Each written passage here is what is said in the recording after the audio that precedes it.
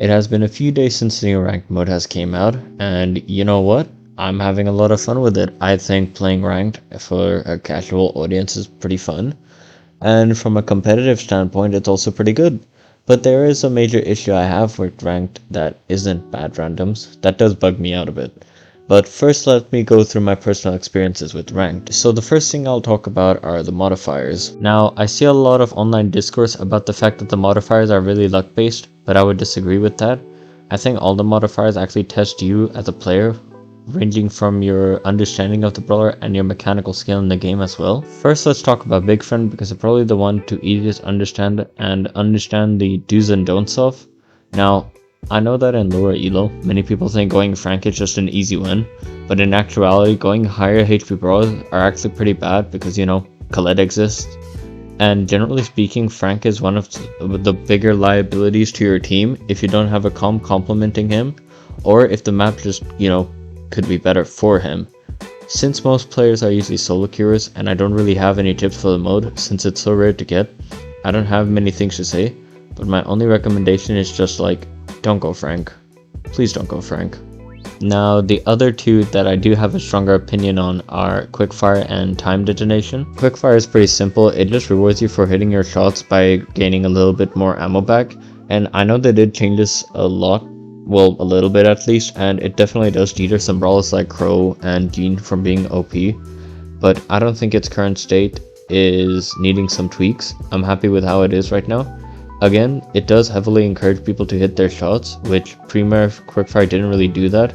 It encouraged more spammy brawlers like Jean and Crow to basically get a free win, which isn't competitive, but this change is pretty good. But what really tests you as a player is Time Detonation, and out of the three new modes, I think the Time Detonation is probably the best one. That not only tests your aiming, but mechanical skill in the game. Over time, the map starts disappearing until there's no cover left. When you're playing Time Detonation, it's basically a game of, picking longer range brawlers or assassins and using your movement and skills and aim to eliminate them.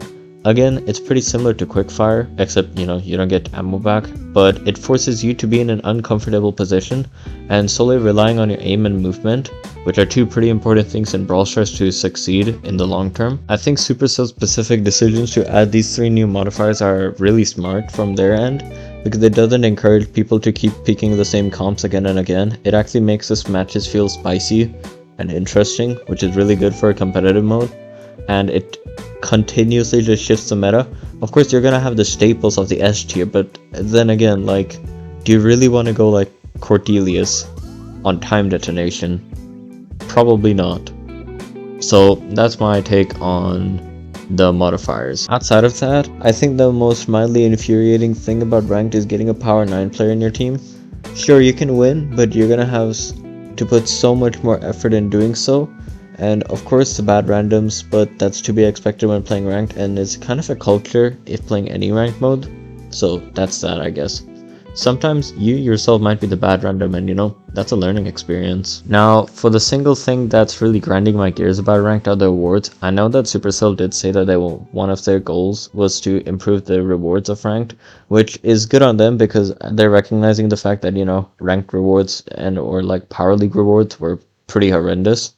So the new changes I was pretty excited for, and I'm kind of mixed on them. Now, I am pretty happy that you can get all the Power League skins again in these rank drops, which is actually pretty good. And they do plan on releasing more reskins of them, of previous Power League skins that can't come back, which is also pretty good. However, I think my biggest grip is the amount of bling you actually get from these. I do believe the amount of bling you get from the star drops are a little bit too much. Maybe instead of getting bling for the 1% chance, you could get 1,000 coins, to help with progression and everything. But, getting bling is also alright, as they are trying to cater to a more casual audience, which is, again, pretty good, because that incentivizes people to play the ranked mode to get bling to hopefully get the skins that they want. However, another issue I've been noticing lately is that there seems to have been a SR inflation that has happened in Brawl Stars. Now, usually when this happens, it's mainly happening because of rank resets.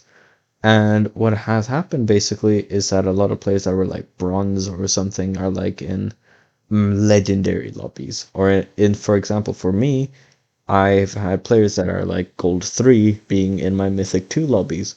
And that's really frustrating to fight against, and I'm not really sure what's happening there. Maybe there's something going on behind the mats of the game. But it is what it is. Maybe they just grinded so much to the point they got to mythic 2.